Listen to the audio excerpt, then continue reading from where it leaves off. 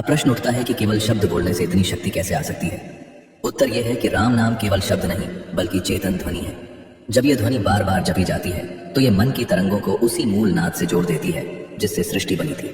इसलिए राम नाम जब धीरे धीरे कर्मों के भार को हल्का करता है, संस्कारों को शुद्ध करता है और आत्मा को उसकी वास्तविक स्मृति की ओर लौटाता है। अब एक और बड़ा प्रश्न खड़ा होता है कि जब भगवान स्वयं साकार रूप में है तो केवल नाम क्यों पर्याप्त है? तो इसका उत्तर बहुत गहरा है, क्योंकि रूप तक पहुंचने के लिए शुद्धि चाहिए, लेकिन नाम स्वयं शुद्धि कर देता है।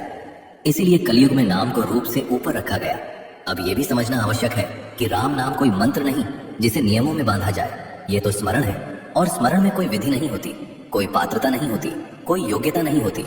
थका हुआ मन भी राम कह सकता है, भयभीत हृदय भी राम कह सकता है, और पाप से भरा व्यक्ति भी राम कहकर परिवर्तन की यात्रा शुरू कर सकता है। यहीं से कलयुग के मानव की मोक्ष यात्रा प्रारंभ होती है। यह यात्रा जंगलों में नहीं जाती, यह यात्रा कठिन व्रत नहीं मांगती, यह यात्रा भीतर की ओर जाती है। श्वास के साथ राम, मन के साथ राम, और अंत में अस्तित्व के साथ राम। और जब यह स्मरण निरंतर हो जाता है तो धीरे धीरे नाम और जप करने वाला अलग नहीं रहते।